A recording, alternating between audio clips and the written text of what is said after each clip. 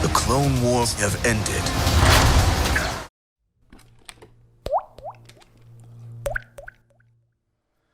Hello. There we go. Hello. That's how we'll open it. It only took us 20 years to figure that one out. Hi, I am once again Tanner Richard Kraft. I am Tim M. Sullivan. Welcome back to the Bomb Batch. Tim has not left the Bomb Squad like he said he would last time I said Bomb Batch. Let's hope that stays consistent. We'll see. We'll see. Last time we talked about episodes 1 through 4, and today we're talking about episodes 5, 6, 7, and 8. I guess before we get into any details, how do you think this set of episodes compared to the first 4, Tim? I think there was more substance overall, I guess. And like the first 4 kind of relied, or at least the first 3 kind of relied more on that B plot with the Empire. And kind of starting with episode 4 and then going through to like episode 7, that's not really present. And then in episode 8 it kind of comes back. So it was more a plot central, which I think made the episodes more interesting. Because it's more focused on what's going on with the Bad Batch, which kind of made those adventures a little more interesting. Not that the Empire stuff isn't interesting, I'd like to see more of that, but when it's just kind of in the background of the episodes that don't have quite as much focus put into them, I think it's less interesting. But then episode 8 kind of really hits home with bringing that B plot into the A plot in an interesting way. I more or less agree. I think as a whole, I like these 4 episodes more than I like the first 4. However, I still think the show's peak was with the pilot. That's still where the show peaked for me. Yeah, I think that episode by itself is definitely like the big thing that we've gotten so far. Yeah, we still have half a show left, of course, so who knows what could happen. I'd never say never too soon. But really, what it boils down to is I didn't really get into my issues as much as I wanted to during the first VidCast, which it's almost hard to articulate what I have my issues with beyond. It's not very engaging for me.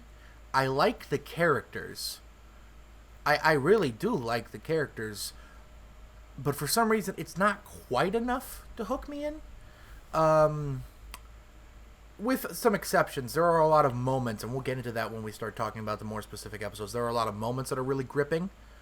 And I think the show excels at these types of moments that are just really great storytelling, both just in terms of like as a this looks cool almost sort of perspective, and also just storytelling visually. It excels in moments, and of course the entire show just does look amazing. It looks great.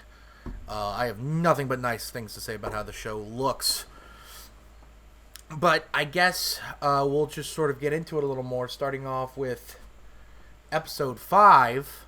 Rampage, which I would say this is probably the episode where the show's structure really seems to find its footing. Would you agree, or? Yeah, I think that's fair. It shows like the characters, they're meeting with Sid, and it kind of feels more like Omega is a part of the team and less like she's sort of the burden that they have to make sure is okay. Right. Yeah, she definitely pulls more of her own weight, which is good to see. Though, to be perfectly honest with you, this episode to me was a lot like episodes 2 and 3, where I am struggling to remember much of anything beyond. This is the episode where the bow and arrow gets introduced, right? No, that's the next one. I don't remember this episode at all. If memory serves me correctly, this is the one where they get a Rancor?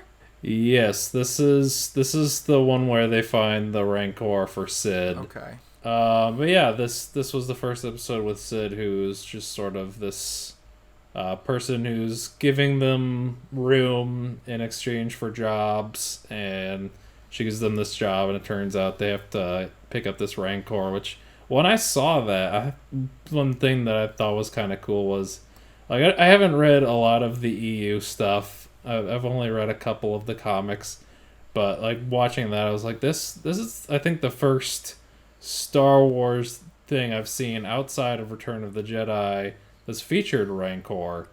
And then later in the episode, it's like, oh, this is the Rancor. This is Jabba's Rancor. Yeah, which that is cool to see. You get to see Bib Fortuna, which I think this is our first time seeing him since Return of the Jedi, because he dies in that, I think. Maybe, I don't know. No, he dies in Mando. Oh, that's right. He dies in the post-credits sequence for season 2. I remember now. Oh, it's all coming back to me now. He was just like fat sitting on the throne, and then Boba fucking shoots him. He was just slowly transforming into... Boba actually created a hole in the space-time continuum, because Bib Fortuna needed to become fat so he could go back in time and become Jabba. But It's true. It's fucking stupid.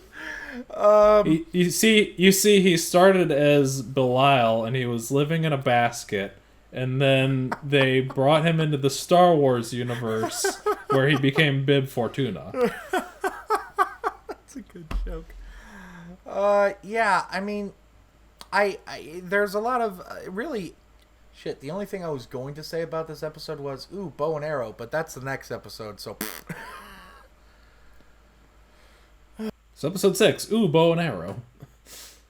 It's a fine enough episode. Again, the animation looks good. Omega helps rescue the Bad Batch, which is a good character building moment. It helps establish her character, but beyond that, again, it's a real shame.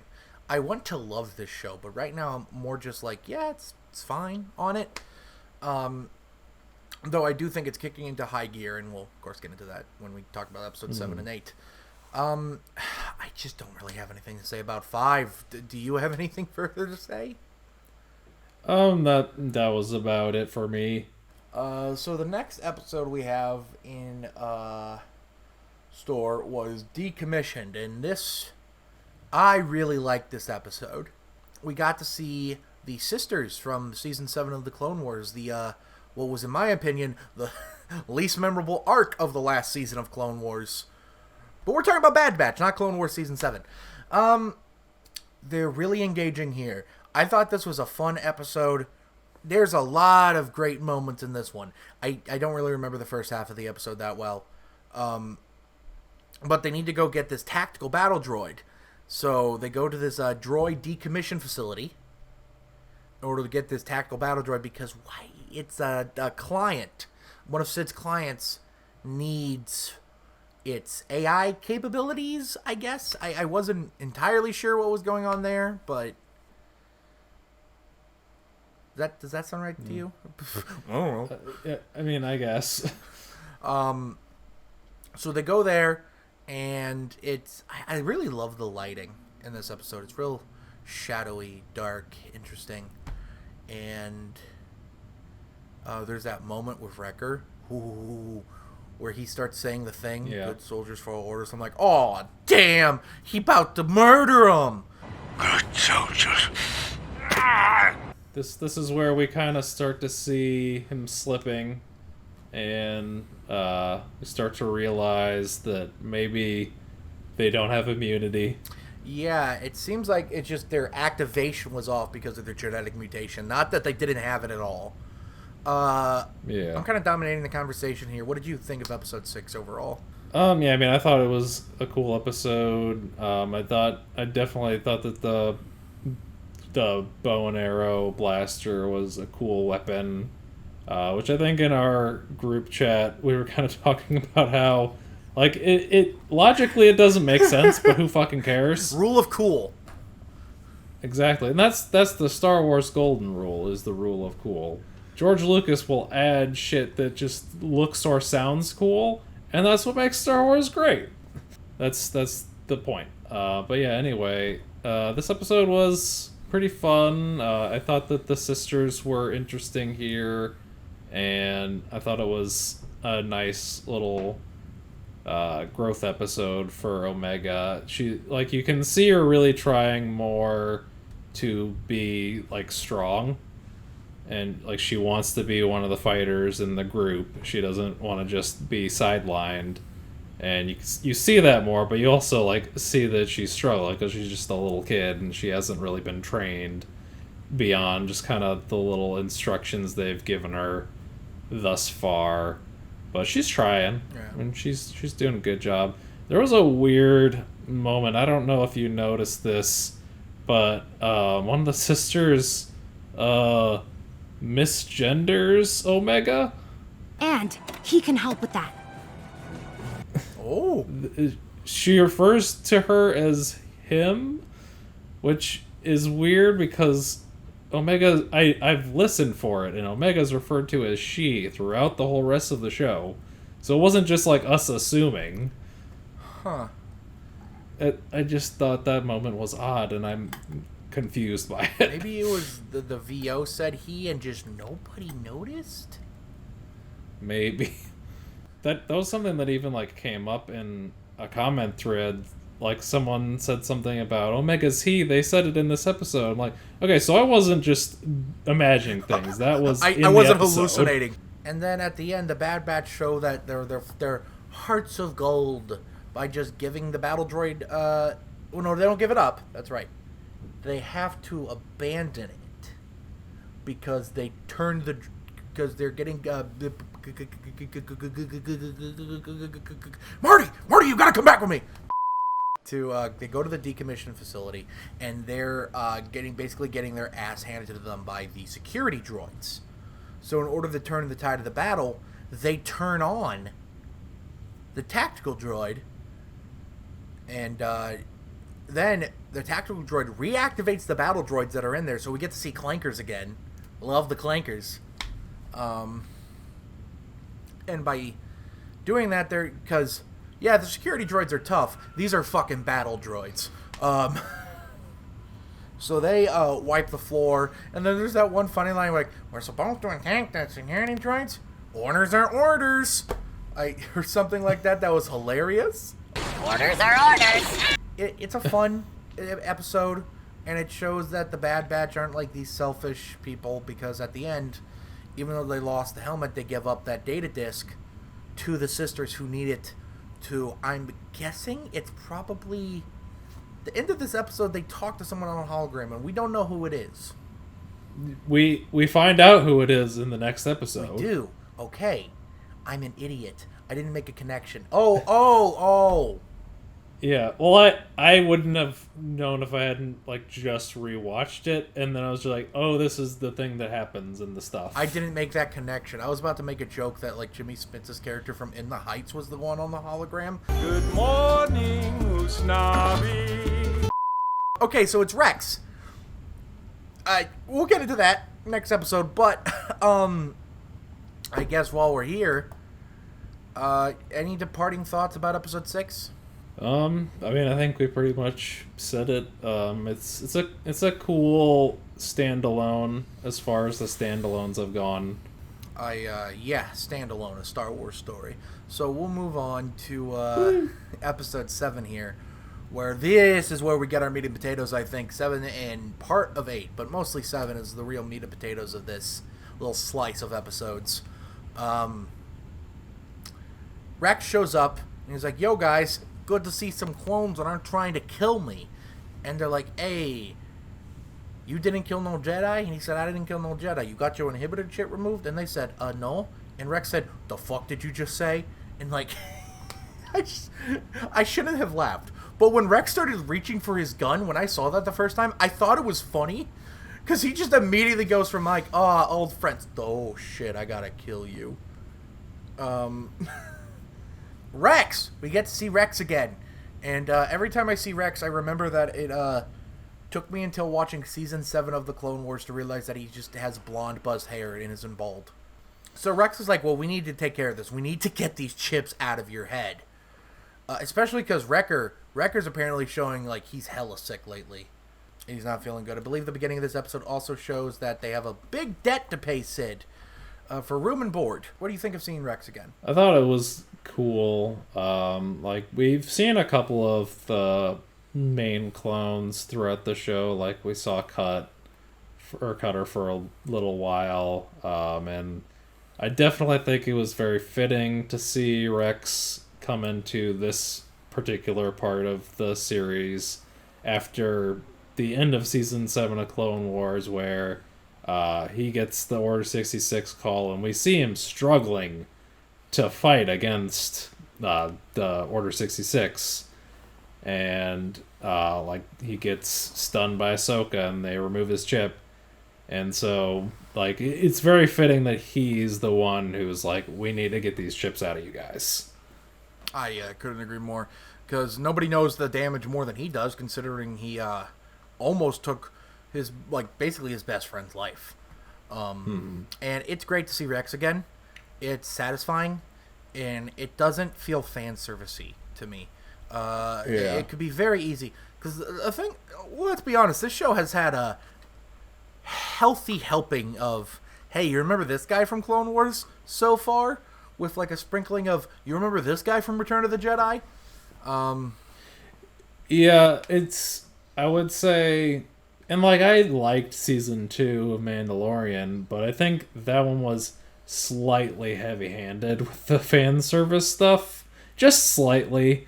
But this has it, but it's not as in your face about it. I agree. I wonder if it's only because it's characters beyond Rex, it's a lot of characters I just don't care as much about. I don't know, but Rex here just feels especially fitting. Of course, he'd be on the lookout for clones that aren't killing Jedi and aren't working for the Empire. He would naturally be trying to look for others like him, because he still hasn't met up with, oh god, who is he with in Rebels? Captain, 501st Clone Battalion. Meet Commanders Gregor and Wolf. It's good seeing Rex again, and they go to a planet with a crashed Jedi Star Cruiser, because Rex is like, well, the only way I know how to remove this shit is how it was removed from me.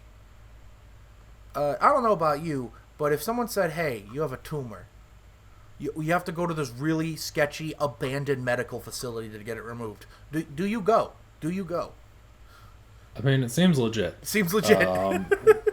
This guy just came with a gun, and he's like, we gotta go to the place to get your tumor out. I'm like, okay, I'm gonna go into this abandoned building. Why is there a snake there?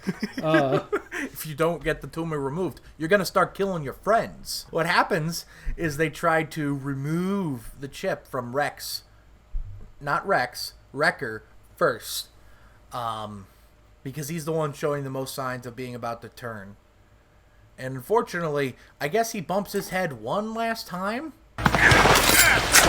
And it finally just kicks in as he's on the operating table. And he's like, you are in direct violation of order 66. I thought, I want to shout out D. Bradley Baker here, because I think he does an incredible job of being like, yeah, that's Wrecker, but he doesn't sound happy, and Wrecker's always this big, bombastic, happy fellow, and it's like, oh, this is Wrecker, like, devoid of emotion. You're all traitors! Yeah. Like, I know he's doing that with Hunter, but Hunter always kind of just sounded more monotone to begin with. Wrecker is the big, bombastic, emotionally heavy one. So I really thought it was incredible work by D. Bradley Baker to be like, yeah, that's Wrecker, but he's greatly changed. It's just amazing voice acting work, wouldn't you say? Yeah. This is Wrecker on Adderall. He's devoid of emotion. He took his meds. Holy shit. But yeah, I would agree that it's like he does. You have to give it to him, because he voices all these different versions of the same character, but he has to bring something a little different to each one. Yeah. and that takes. It doesn't sound like it takes a lot of range, but it really does. Oh, it takes a lot of effort to do basically, like, you have to make them sound the same but different, but they're all, like, different characters with the same base. It's hard. And this record's just, like, building on top of that. It's insane. It's just an incredible performance. I understand why he's credited as the Bad Batch, but now here's my campaign. We need to cancel Bad Batch. We need to refilm it. I want D. Bradley Baker to play Omega. That's the true performance of the lifetime. The true performance of a life. He does what Freddie Prinze Jr. could not. Sound like a child. Exactly. Wrecker is fucking terrifying. Holy shit. You kind of underestimate him up until this point because, again, he's just a big, goofy guy that almost gets distracted easily. But when his inhibitor chip kicks in and the behavior programming kicks in, it's like he's the fucking T800. Right? Yeah, no, for sure. He's just a complete destroyer when he's not, like, the happy guy. Which, like, even, like, in the little bit of Clone Wars he was in, it seemed like he was, like, a little more... I don't know how to word it, like, a little less, like, happy guy and a little more, like, borderline crazy guy. That's a good way of maybe. putting it. And he seems much lighter in this version of the show, although he's definitely, like, the big, strong muscle of the group. But, yeah, seeing him as... Order 66 mode is just something completely different, and it's just this presence of doom. Yeah, he's a fucking Terminator, you know, and Yeah. we get a great little thing with him, like, doing hide and seek, almost, basically like a game of cat and mouse in the Star Cruiser.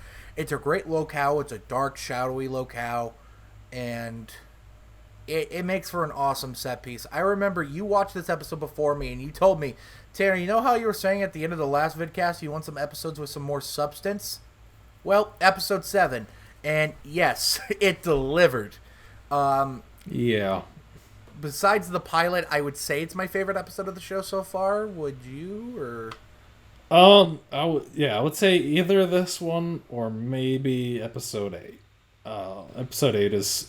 also a heavy hitter. I think this one might be slightly above it, though. Yeah. 8, we'll get into this with 8, but just to wrap up 7 here now. Omega tries to talk him down. I believe it's Omega who tries to talk him down. Fails. Yeah. And she's about to get fucking murked by Wrecker.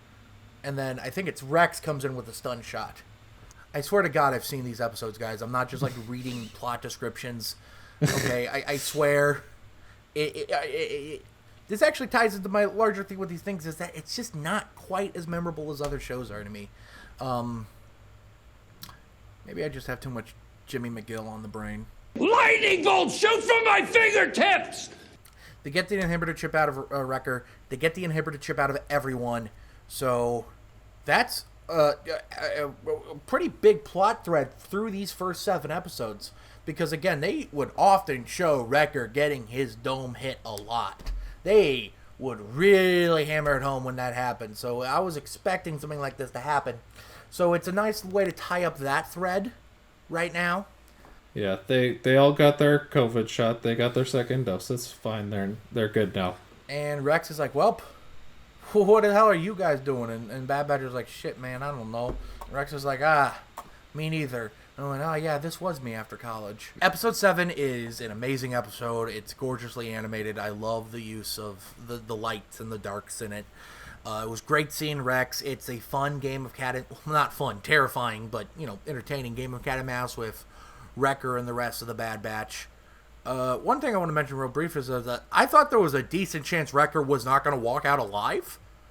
Yeah, that was something I was kind of thinking as well. This might be the episode where they have to do him in. Yeah. Because this show has not been afraid to go dark so far. And speaking of dark, episode 8. Unless you have any departing thoughts on episode 7. That's about it. It was a good episode. It was one of the heavy hitters thus far, I would say. Yeah, and it has a very fitting title, Battle Scars. I don't think I mentioned that before. The next one is episode 8, Reunion. Very fitting title, considering this is the episode where Hunter finally catches up with the Bad Batch. I will probably have the most to say about this one because this is the one, literally less than 30 minutes before we started recording, I finished watching it. First thing I want to mention is that this episode starts off on Kamino, and immediately I just noticed something was different about Kamino.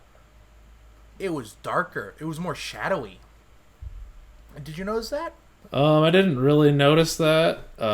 It kind of just looked like it did in Attack of the Clones when he's doing the fight with Django. Plot twist. I just had my eyes closed. I was like, man, it's real dark. Yeah, but in Kamino, like the Prime Minister of Kamino's like, yo, these clones can be very valuable assets. And the Empire guy is like, are you fucking kidding me? These guys are dangerous. Hunter, kill them. And Hunter goes and hunts them down. And they have a bit of an encounter. Where, like, they're trying to talk Hunter out of it. They're like, Hunter, you have this chip. We can remove this chip from you. Come on. And Hunter's like, good soldiers follow orders. What this show has really been doing is hammering home how much the inhibitor chip seems to remove the clones of their free will. Yeah. It was definitely interesting to see, like, after they dealt with that whole inhibitor chip thing, they run back into Crosshair and they're like telling him he has this thing, and he's just like, fuck you.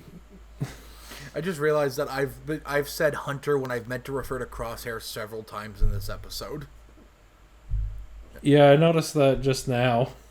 Yeah, I've done that at least a dozen times so far. The Prime Minister is concerned that Omega's going to get killed too. Because Hunter... The Prime Minister Kamino's worried that Omega's not going to return safely because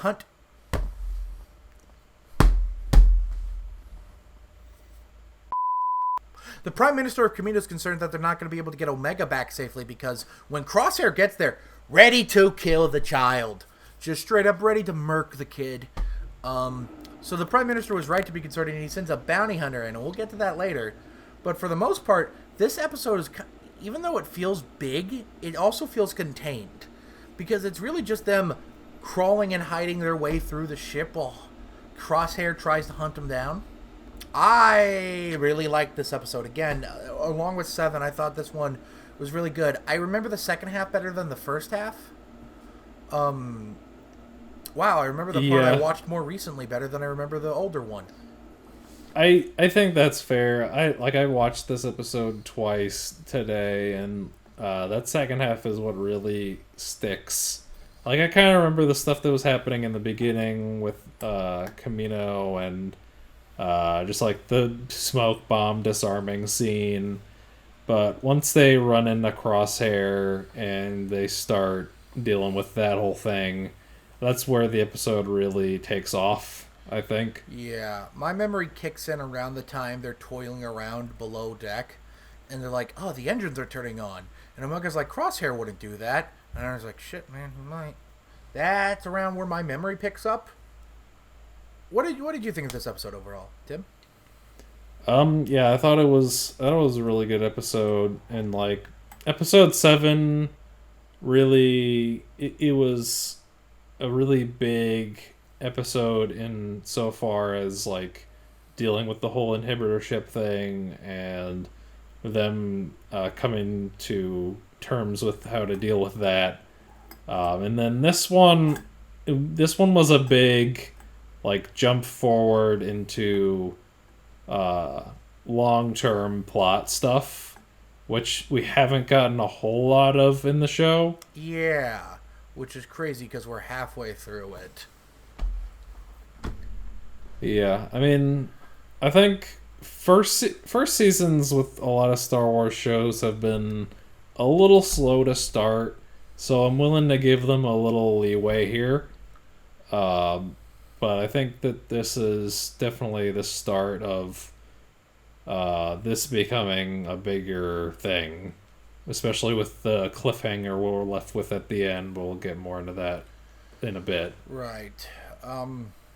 This is a perfect way, I guess, to transition sort of into what begins that cliffhanger.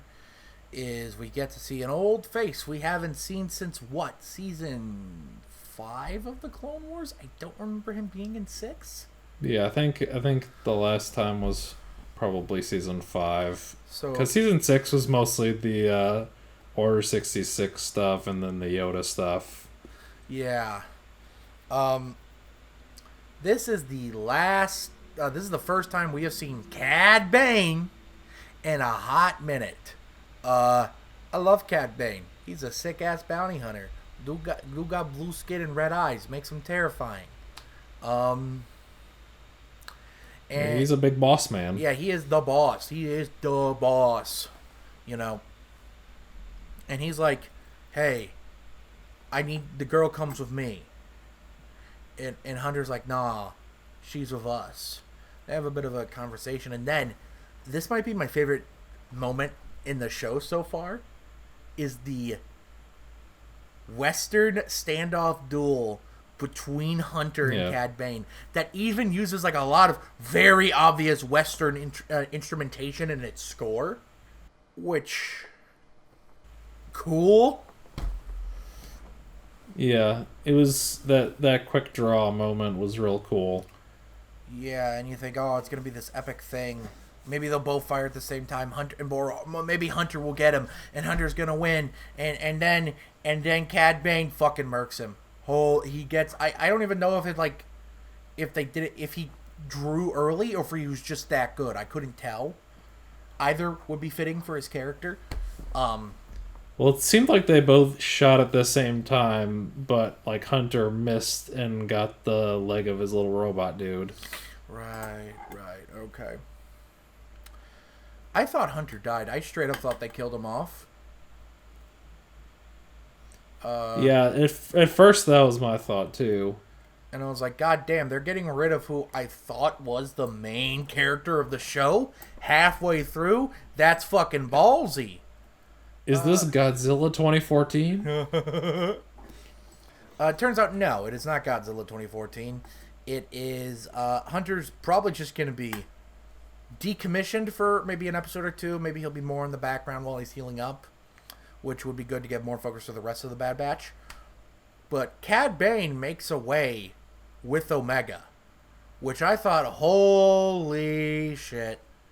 They just when I thought I was out, they pull me back in. It's a hell of a cliffhanger. Makes me want to watch next week.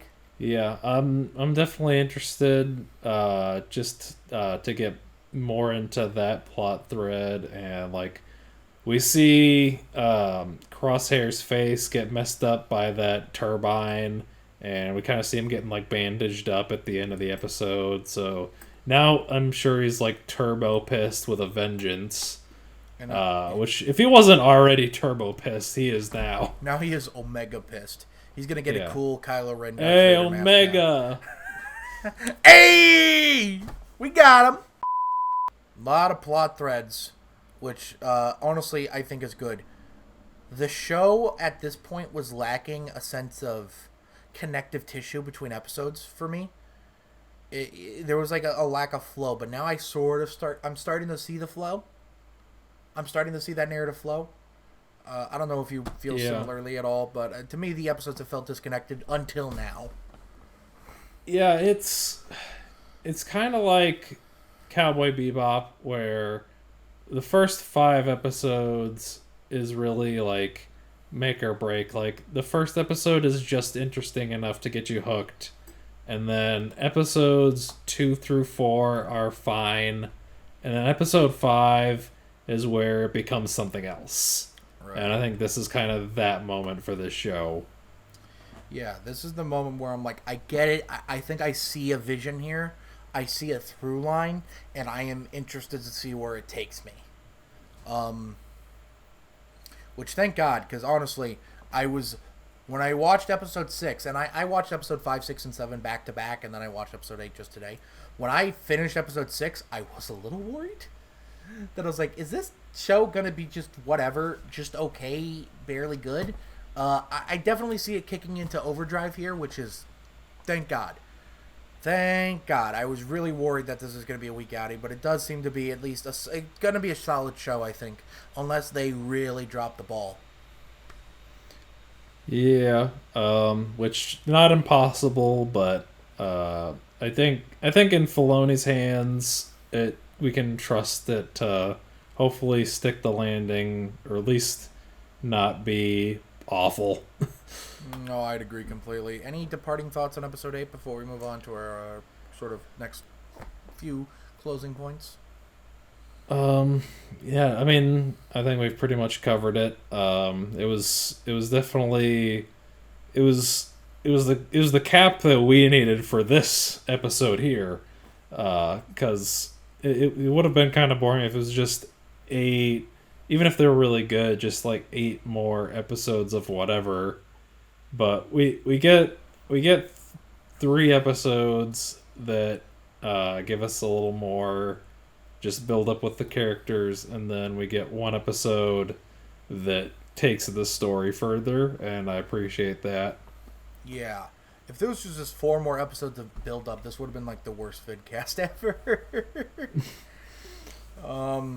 Though, speaking of this connected tissue and the through line, I asked you the same question last time. Hopefully you and I both have better answers this time. What do you want to see? What are you expecting to see? Yada, yada, yada. What do you want to see from the Bad Batch moving forward? Yeah, I mean, it's hard to give just like a specific answer to that question just in general. So open-ended. I guess I kind of I'm just of the mind that like I want to let the creators tell the story they want to tell, even if like I'd like to see certain eras or characters being covered in the story. Like I'm pretty much open to whatever they have in store for us. I think that they have an interesting general story going now with the Omega being captured plot, and I think that increases the stakes for the story going forward. So I'm interested to see what they do with that, and yeah, I hope that we get more cool stuff from them. I guess.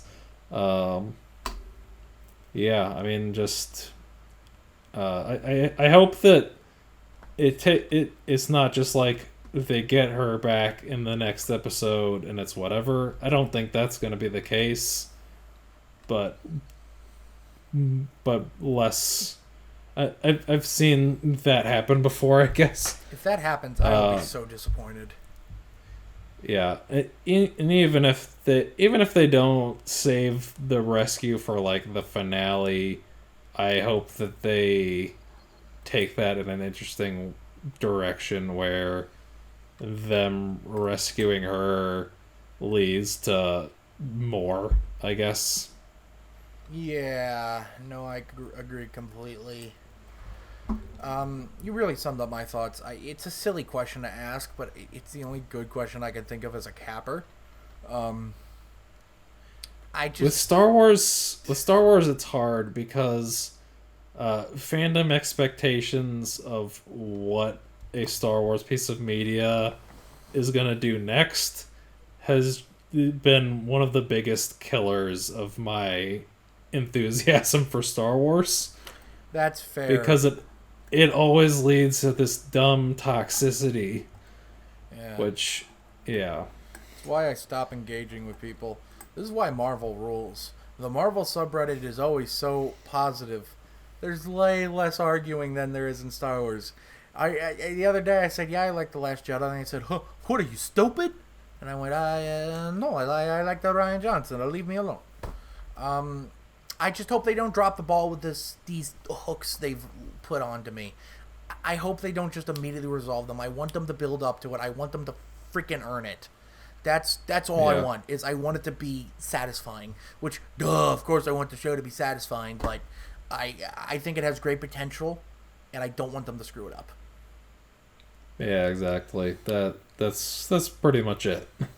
Yeah, and speaking of not screwing up, you're not screwing up by watching us right now. My transitions get worse and worse. Thank you very much. Yeah, heyo. Thank you very much for watching this vidcast here on YouTube. Go ahead, go down to the comment section below. Let us know. Are you excited to see more from the Bad Batch? What did you think of these past 4 episodes? Am I an idiot? Is Tim an idiot? Or are we geniuses? Comment below and let us know.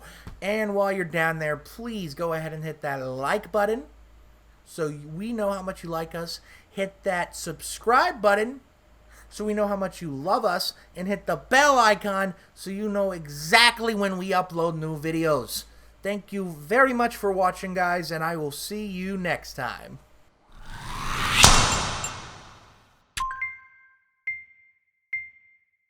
They slid my ticket across the table and I said, "Sorry guys, I gotta see about a girl."